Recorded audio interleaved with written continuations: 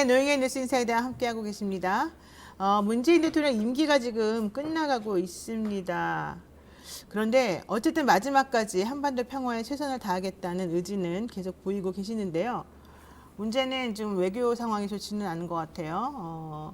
베이징 올림픽 한 달 정도 남았는데 미국이 지금 외교적 보이콧 하려고 하는 것 같고, 북한은 자꾸 미사일 쏘면서 종전 선언이 좀 어렵지 않겠냐. 물밑 작업하는 것들로 알고 있었는데 좀 아닌 것처럼 보여지고, 결과적으로 우리가 이분을 안 모실 수가 없었습니다. 정세현 전 통일부 장관님 모시고 자세한 얘기 여쭤보도록 하겠습니다. 장관님 어서 오세요. 예, 안녕하십니까. 네, 어떻게 새해 복 많이 받으십시오. 예, 새해 복 많이 받으시고요. 날이 좀 추운데 괜찮으셨습니까? 뭐 차 속에는 그래 춥지 않으니?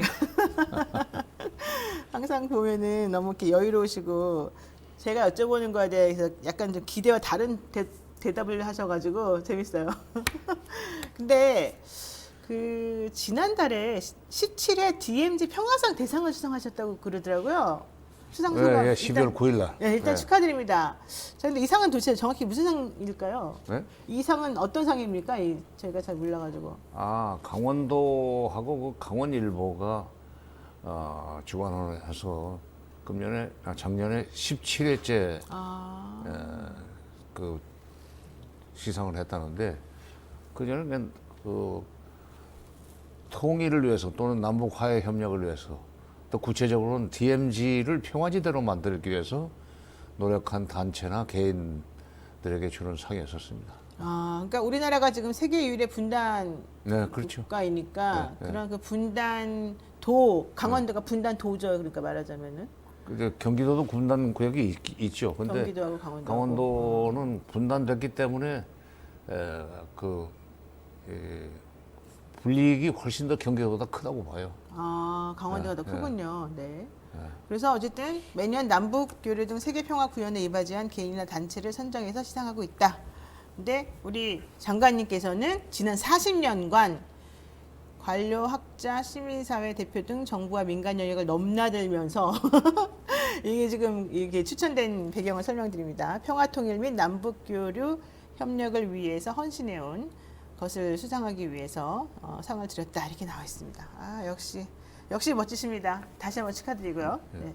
상금도 있습니까? 그 학자는 빼세요. 학자는 못했어요. 그거 못했어요. 네, 원래는 제가 대학 교수가 되는 게 꿈이었는데 뭐 여러 가지 자격 조건을 갖추었음에도 불구하고 자격 조건이 있는데 그 대학에서 저를 뽑아주지 않아가지고 그 불가피하게 공무원 생활을 하게 됐습니다. 왜? 관료 학자 뭐 시민운동가 네. 그러시는데 그러니까 제가 아까 지난 40년간 관료, 학자, 시민사회 대표 등 정부와 민간 영역을 넘나들면서 이렇게 말했는데 그중에 학자는 빼야 된다. 네. 알겠습니다. 너무 정확하신데요. 근데 왜 학자 왜 안 되셨을까요? 근데 학자가 뭐 꼭 교수가 돼야만 학자는 아니잖아요. 공부 열심히 하시면 학자 뭐 아니에요? 그건 그렇죠. 근데 그냥 저는 사실 대학에서 강의를 하고 싶었어요. 예, 그런 공무원 생활을 하는 것보다 그 대학 교수들이 볼 때, 선배 교수들이 볼 때 자기들 말을 좀 잘 안 들을 거로 보여. 아니 대학 그 교수 뽑을 땐 그게 있습니다. 그게 중요하죠. 예, 뭐 저는 허위 학력도 없고 허위 경력도 없지만 제대로 했는데도 허위 학력도 없고 표절도 없고. 예. 알겠습니다. 네, 하여튼 본론으로 들어가겠습니다. 자, 북한이 올해 신년사를 별도로 발표하지 않고 대신에 노동당 전원회의를 길게 열었다고 그러더라고요. 그때 이게 무슨 뜻입니까, 이게? 12월 27, 7일부터 시작해서 31일까지 딱 5일간. 5일을 열었는데 네. 이전에도 당 중앙위원회 전원회의를 4일까지 연 적은 있습니다. 근데 이렇게 당 중앙위원회 전원회의를 5일씩이나 연 것은 특별한 경우고, 그것은 결국 북한 내부적으로 지금 어려움이 많다. 대외적으로도 지금 챙겨야 될 것이 많다.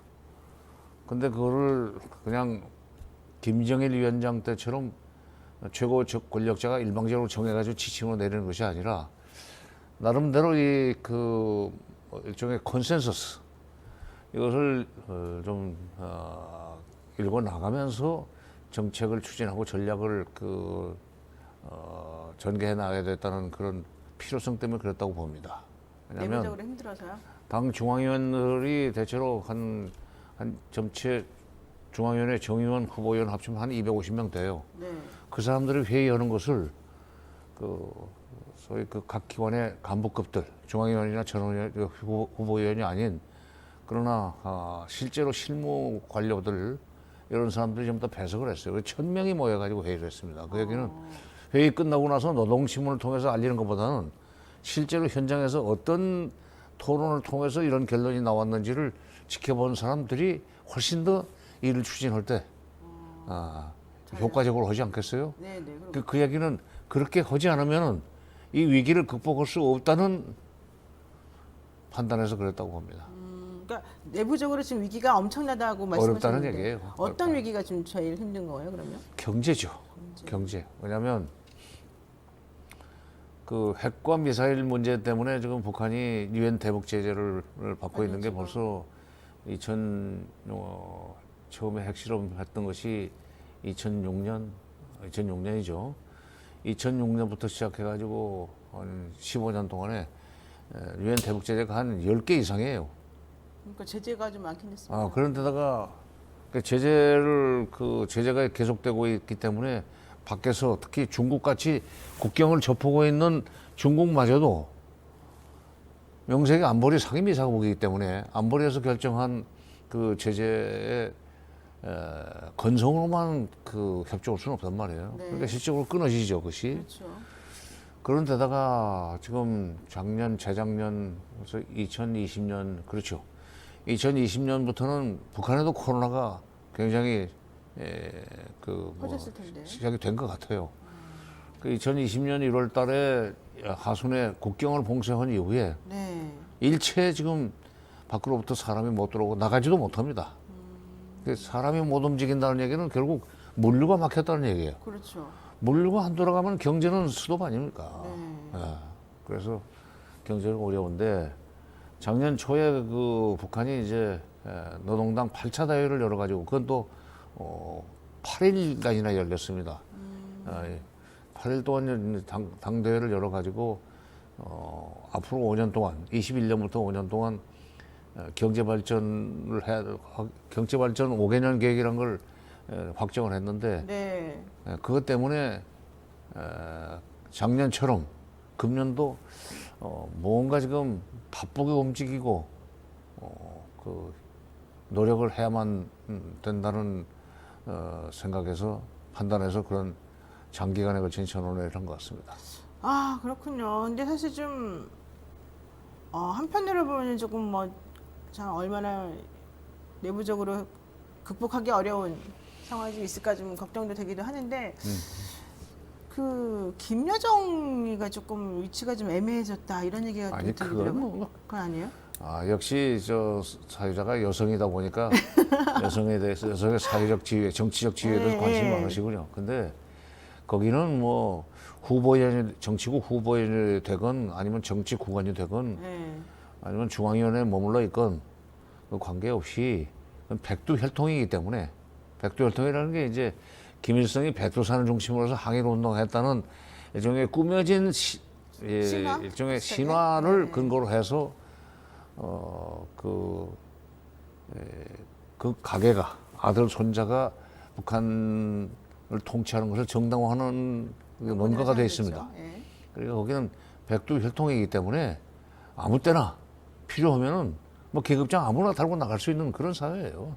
지금은 김여정이 그동안에 맡아왔던 것이 대남 문제나 대미 문제 총괄이었었는데 지금 대미 관계나 대남 관계에서 특별히 무슨 나서가지고 활약을 해야 될 그 시점이 아니기 때문에 네네. 그러면 당분간 그 계급은 다른 계급장은 다른 사람 붙여줬다가 네가 필요하면 내가 바로 그때 붙여줄게 얘 빼고 이렇게 돼 있죠. 오빠가 하는 일인데 그러니까 신경 안 써도 되니까. 그건. 신경 안 써도 돼요. 좋습니다. 저는 좀 이 사람도 밀려나는 건가? 뭐 수청당하나? 그럴 리가 있습니까? 그러니까요. 말 잘 듣는 사람인 줄 알았는데 그게 아니군요. 자, 그런데 진짜 하나 여쭤볼게요. 그 김정은이가 인사할 때 뒤에 하얀 자국이 뒤통수에 보였다. 그래서 어디 아픈 거 아니냐? 이 얘기는 무슨 말이에요? 금년 1월 1일 금수산 태양공장이라는데 거기가 네. 이제 김일성 그 주석과 김정일 위원장의 시신이 보존돼 있는 상태입니다. 그 곳입니다, 거기가. 네네. 거기를 참배했을 때 그 표정이 굉장히 피곤한 거였었어요. 네, 피곤해 보이고. 예. 살은 물론 이제 뺐죠. 한 10몇 킬로 뺐다고 그러는데 14킬로? 근데 그건 부인 이설주의 이 뭐랄까 그 권고 내지는 뭐 독촉 이것 때문에 왜냐면 이게 살이 너무 찌면 여러 가지 병이 생길 수 있으니까 건강상, 예. 슬림한 거죠. 그런데 무슨 고생을 했는지 하여튼 1월 1일 날 표정은 굉장히 피곤하고 그랬었어요. 그다음에 또 원래 그 할아버지 김일성 주석이 이게 오른쪽 뒤에 큰 혹이 하나 있었는데 네, 그랬죠 옛날에. 이 옆 모습을 보면은 그게 조금 튀어나온 것 같은 그런 그 느낌도 있어요. 그러니까 조선 간의 격세 유전한다고 하지 않습니까? 그렇죠. 모습도 사실은 아버지보다는 할아버지 닮았거든. 그걸 또 자랑스러워하고 맨날 그랬잖아요. 그렇죠. 네, 네. 그것도 그러니까 일종의 이미지 면에서 김일성을 닮았다고 그런 것은 그의 카리스마틱 퀄리티를 높여주는 요소이긴 합니다. 네. 아버지보다는. 근데 그 여러 가지로 건강이 뭐 완전히 양호하는 것은 아니지만 그러나 우려할 만한 건 아니다? 권력 장악은 확실하게 하고 있는 것 같다. 아 그래요. 좋습니다. 저는 또 사람들이 이제 보도에서 하도 좀 뭔가 건강 이상설 뭐 이러면서 갑자기 살도 빼고 이상하다 그랬으면 그래가지고 좋겠다는 생각이겠죠. 희망사항이었군요. 좋습니다. 자 그런데 이번에 전원회의 하면서 또 메시지가 별 없었던 거가 왜요? 있었어요? 대남 대미 메시지가 분명히 나오지 않은 것은 네. 사실이에요. 그러나 대내적으로 그 상당히 중요한 메시지를 결정을 했습니다. 첫째, 네. 방역. 방역. 코로나. 네. 코로나 방역을 뭐라고 표현하냐면 국가 사업의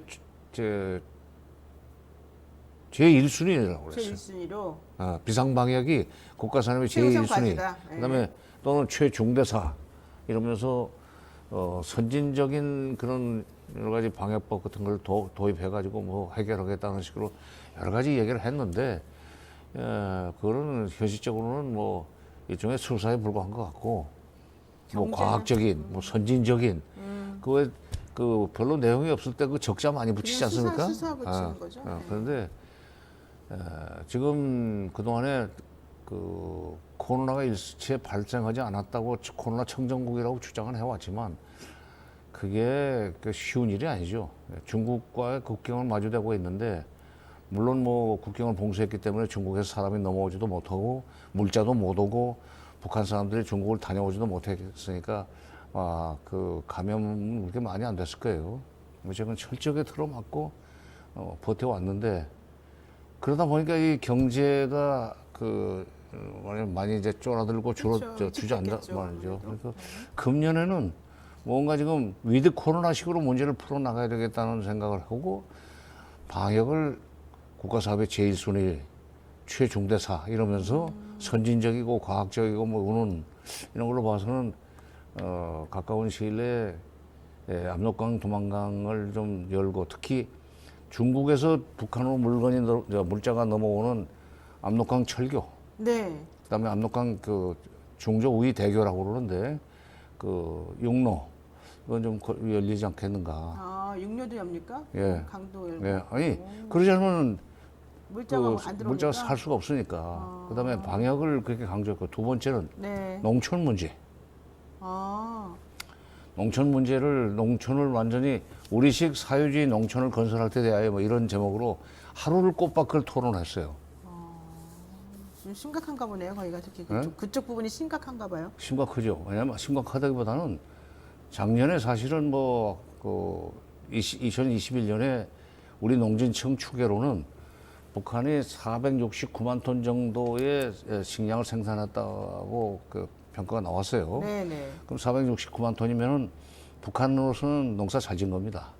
왜냐하면 북한 2,500만이 배고프지 않게 먹고 살 수 있는 양은 한 550만 톤 정도 돼요. 그럼 뭐 비슷하네요. 500만 톤. 80만 톤 정도 부족한데, 근데 예, 그 전에 제가 그 현직에 있을 때 경험으로는 북한이 농사를 잘 져야 400만 톤입니다. 왜냐하면 비료 없지, 농약 약하지, 농약 별 부족하지.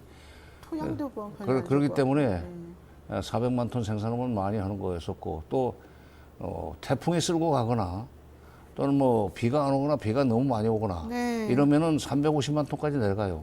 250만 톤, 200만 톤 내지 150만 톤이 부족하던 그 상황에서 우리가 지원한 쌀 40만 톤과 비료 30만 톤 그들에게 굉장히 큰 도움이 됐었습니다.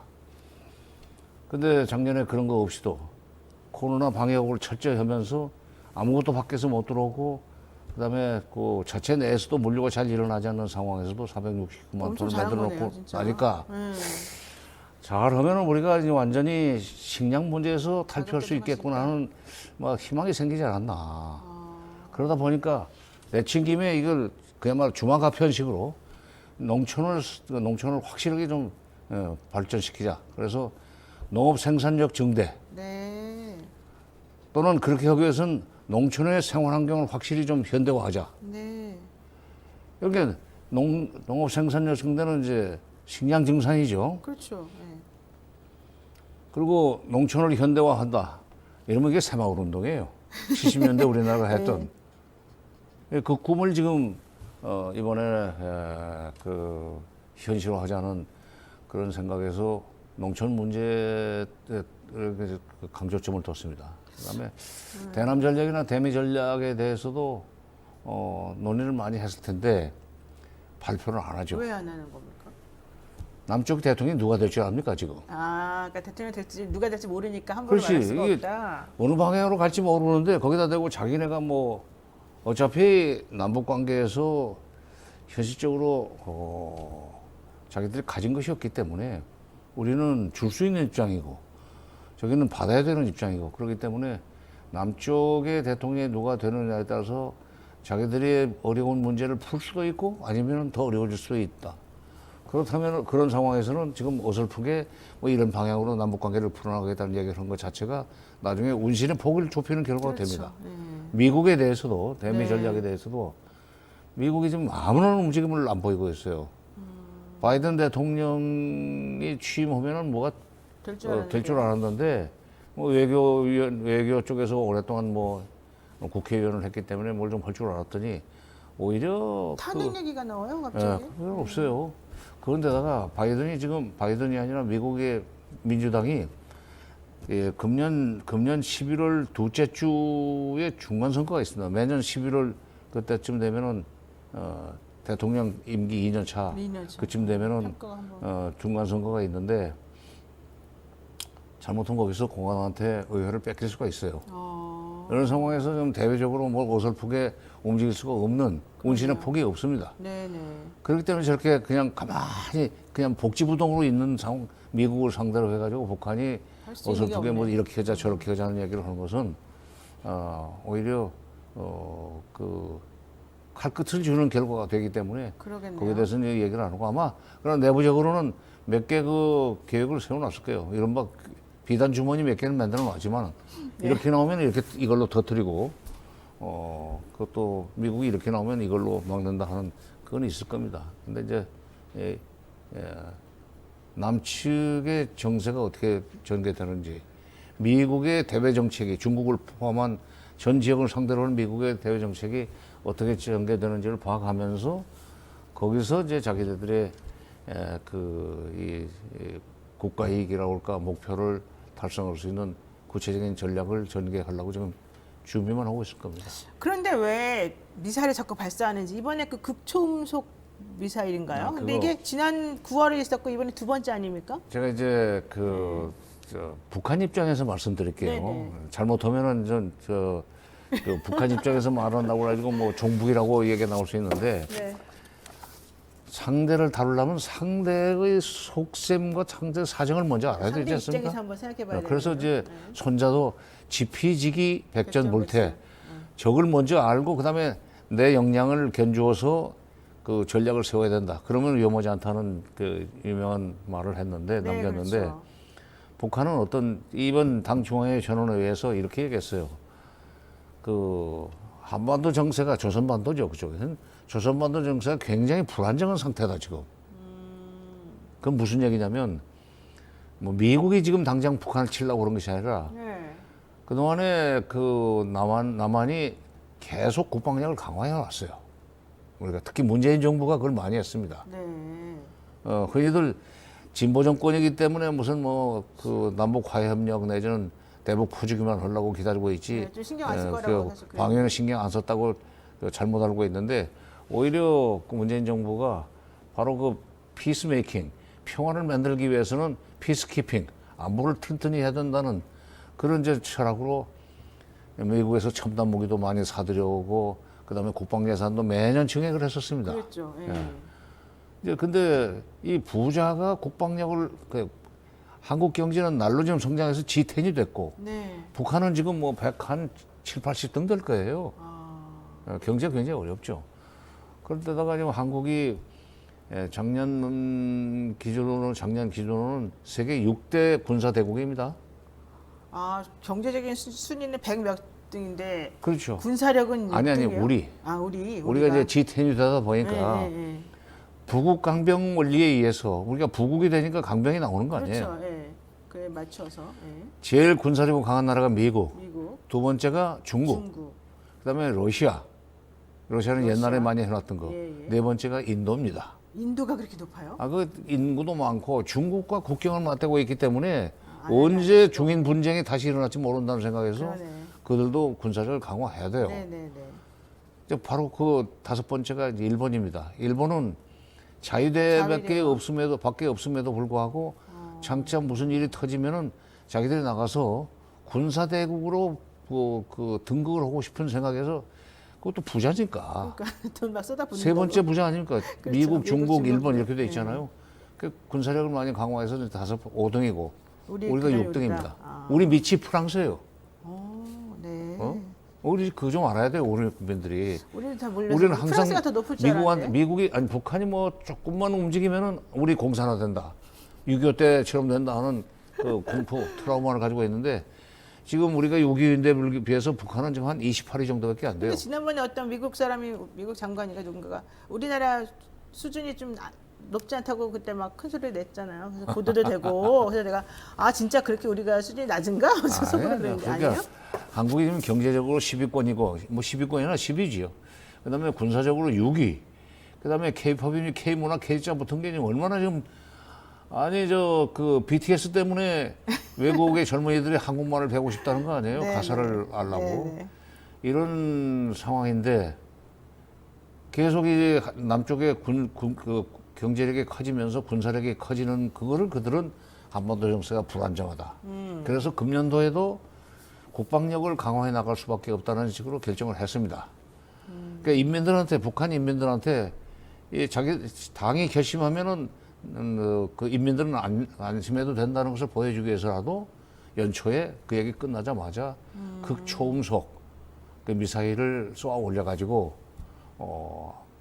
함부로 누가 상대방이 우리를 건드릴 수 없다. 미국이 됐건 남한이 됐건 극초음속이라는 것은 작년 9월 28일 날 그 한번 쏘아 올렸던 극초음속 그 미사일은 그 마하 3인가 그 정도 됐었는데 그 음속의 3배죠. 네. 이번 쏜 것은 이제 마하 5 정도 된다고 그래요. 그럼 더 그게 빨라진 대단한 겁니다. 거네요. 그러면 이게 그 레이더 같은 걸로 측정되기 전에 벌써 움직여 버리는 그런 점에서는 굉장히 그 소위 게임 체인저가 될 수 있는 거예요. 그러네요. 예, 그런 거라도 있어야 상대가 우리를 건드리지 못한다는 믿음을 인민들한테 주기 위해서라도 그들은 해야 돼요. 그러니까 내부 결속력 플러스 외부 과시용으로. 그렇지. 그러니까 외부 과시용 내지는 우리를 건드리려고 하지 말라. 그러네요. 네. 사전에 억지죠. 그렇죠. 네, 그런 그 개념으로 했다고 봐야 돼요. 그걸 꼭 우리를 무슨 뭐 그 겁주려고 했다. 아, 우리한테 그다음에 쏠려고 또, 한 건 아니다. 우리를 진짜로. 때리려고 한 거다. 그런 식으로 보는 것은 너무 피해 망상증에 잡혀 있는 거죠. 피해 망상증.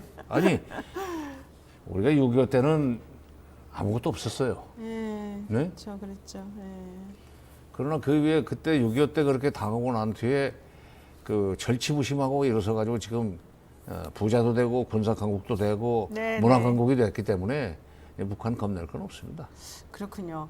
저는 그래서 미사일 2번이나 쏘길래 아 또 이거 어떡하나 큰일 났다고 조심해서 좀 뭔가 좀 북한한테 뭘 또 줘야 되나 뭐 좀 큰일 난 거 아니냐 이랬는데 그건 좀 아니고 오히려 지금 북한의 여러 가지 어려운 사정을 우리가 좀 더 알아줘야 되는 아니, 것으로 그것도 생각하는데, 있고 예. 계속 지금 우리가 군사력이 강화되는 것을 보고 두려워서 지금 저런 짓을 한다고 하면은 그렇게 판단하면은 예. 우리가 먼저 선제적으로 그래 그게 겁나냐? 그렇다면은 남북 간에 무슨 여러 가지 뭐 경제 회담도 중요하지만은 군사 회담부터 하자.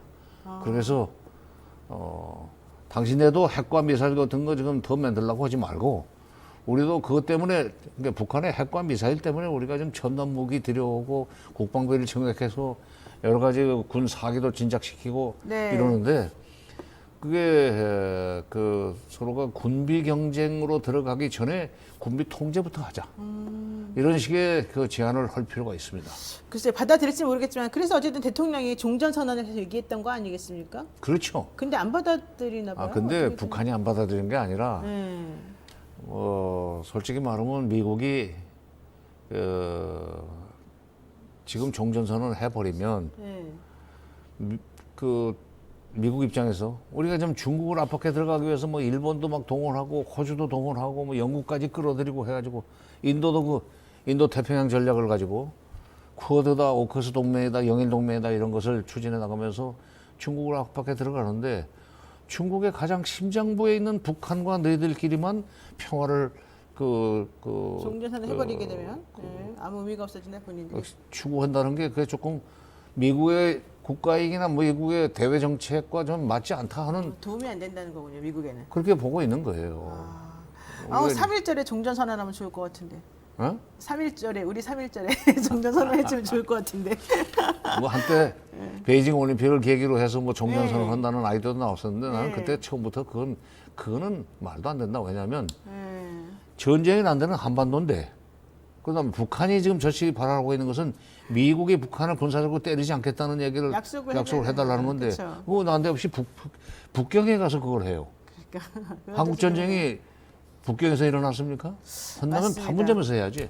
맞습니다. 판문점에서. 근데 지금 아까 이제 좀 전에 말씀하시기를 대선 후보가 지금 이제 2명 있는데 뭐 2명이 이제 한 5분 계시는데 그 중에 누가 대선에서 이길지 모르는 상황이기 때문에 북한 입장에서도 좀 보고 있는 중이다. 관망을 해야죠. 네, 말씀하셨잖아요.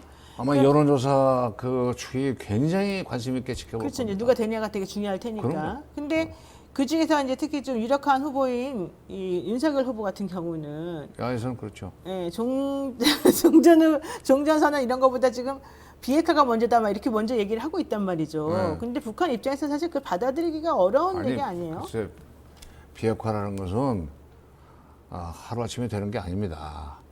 핵 문제가 터진 것이 지금 90년대 초예요. 몇십 년 됐잖아요, 지금. 30년부터인데 30년이나 된 문제인데 북한이 그 핵이라는 카드를 가지고 받아내려고 하는 반대 거부는 분명합니다. 네. 미국 수교예요. 그리고 평화협정입니다. 평화협정. 미국이 평화협정의 핵심은 미국이 다시는 군사적으로 북한을 치고 들어가지 않겠다. 6.25 때처럼. 그것을 약속해달라는 거예요. 그 체제를 조금 수호한다, 유지해준다 그렇죠. 이렇게 약속해주고. 그러니까 그것만 해준다면 자기네들은 핵을 얼마든지 내려놓겠다는 얘기를 김일성 때부터 했어요. 김정일 때도 마찬가지고 김정일은 직접 2000년 10월 25일 날 당시 미국의 올브라이트 국무장관이 그 평양에 가서 백화원 초대소에서 김정일을 만났을 때 김정일이 그 얘기를 직접 했어요. 미국이 수교만 해주면 우리는 그래서 미국과 각을 세우고 싸울 일이 하나도 없다. 그럼 미국은 왜 안 해주는 거예요? 좀 해주면 안 돼요? 무기 시장 문제지. 무기 팔아먹으려고. 완전히 한번 핵 문제가 해결돼 버리고 평화가 와버리면 사우스 코리아라고 하는 엄청난 무기 시장이 없어지는 거예요. 그러네요. 노 변호사님, 대한민국이 어떤 나라인가? 미국 무기를 많이 사들어오는 4나라 중에 하나입니다. 제일 많이 사는 나라는 어디예요? 한때는 우리가 1등도 했어요. 이명박 박근혜 때는 1등 했었어요. 미국 무기 많이 사는 게 일본 뭐 이렇게 미국 동맹국들이죠. 그래서 일본 많이 사고. 뭐 러시아도 아니 러시아가 아니라 어디죠? 이스라엘. 이스라엘 많이 사고. 근데 요즘 묘한 것이 일본한테 파는 무기를 전부 다 우리한테 안 팔아요. 급이 있어요, 그것도. 그게 무슨 말이에요, 그게? 돈 가지고 살라고 나서 다 팔아주는 게 아니야. 팔아주는 거예요. 너는 최고급 무기는 이스라엘에 줘요.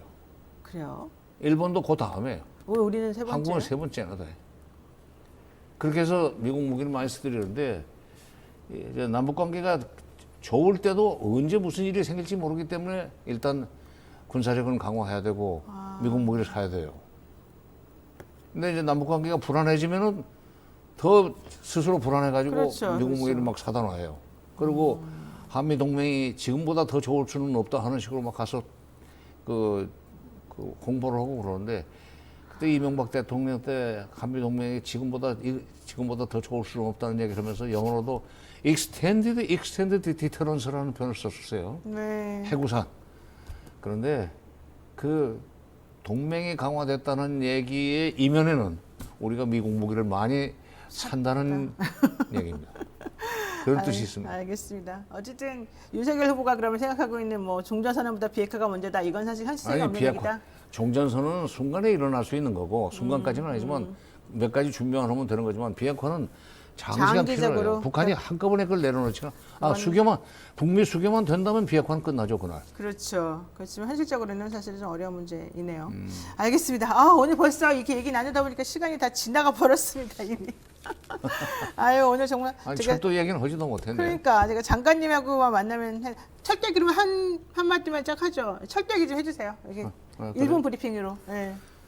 이게 좀 그 문재인 대통령이 그 1월 5일 날그 제진역까지 가셔가지고 네. 직접 철도 연결 그 동해 북부선 착공식을 이제 주재하셨는데 사실 2002년도에 제가 통일부 장관으로 있을 때 자재 장비를 주어가면서 전쟁 기간 중에 끊어진 철도 연결을 하자고 해가지고 공사를 시작했습니다. 남북철도 네. 연결할 때. 근데 그때 처음에는 경의선만 하려고 그랬었는데 네네. 경의선이 중요하니까. 근데 김정일 위원장이 경의선만 하지 말고 동해선도 합시다 이렇게 됐어요. 근데 그 동해선도 연결하자고 할 때 김정일 위원장은 남쪽 철도가 적어도 휴전선 가까이 와 있는 걸로 알았던 거예요. 강릉에서부터는 철길이 끊어져 있다는 사실을 몰랐던 거예요. 몰랐구나. 그러나 이제 그 사실을 그대로 얘기를 해줬죠. 네. 그랬더니 그러면 일단 자꾸만 전쟁 중에 끊어진 비무장지대 내 그다음에 북한 지역의 철도를 갖다 복구하는데 남쪽에서 자재 장비를 주는 조건으로 공사를 했어요. 근데 그때 계산을 해보니까 제진이라는 데서부터 시작해서 강릉까지가 한 100km가 넘어요. 통일부의 남북협력기금은 도저히 감당할 수 없는 액수입니다. 이번에도 2조 얼마 그 공사라고 그러던데 통일부 당시 협력기금은 5천억 원밖에 없었습니다. 돈 그래서 이것은 우리 구간이기 때문에 나중에 교통부 소관으로 남겨놓고 우리 쪽 거든. 남북 구간만 연결을 해놨죠. 근데 이제 그것이 2005년에 남북 간에는 철도도로 연결이 끝났는데 그로부터 지금 17년 만에 뒤늦게 이 문재인 정부가 연결시킨다는. 연결시키는 공사를 시작을 했죠. 이것도 아마 여러 해 걸릴 거예요. 그러나 이것이 연결이 되면 명실공히 부산에서부터 시작해서 동해선으로 동해 바다를 끼고 나진까지 북한 나진까지. 원산 거쳐서 나진 선봉에서 블라디보스토크 거쳐 시베리아 횡단철도로 갈 수 있고 와. 기왕에 이제 또 부산역에서 출발해가지고 서울 거쳐서 경의선으로 해서 신의주 단동, 만주, 몽골, 그다음에 울란우데라는 데서 이제 시베리아 횡단철도가 만나가지고 유럽을 갈 수 있는 길이 열리죠. 명실공히 TKR과 TSR이 연결될 수 있는 소위 중대한 사업을 좀 벌이기 시작한 겁니다. 야 정말 말씀만 들어도 생각만 해도 아주 정말 막 가슴이 뛰고 두근두근 거립니다. 이 말씀 안 들었으면은 그리고 동해선이 경치가 좋죠. 그러니까요. 예. 알겠습니다. 우리 그날까지 건강 조심하면서 같이 잘 살도록 해요. 예. 예, 고맙습니다. 지금까지 정세현 전 장관과 함께했습니다. 고맙습니다. 예, 감사합니다.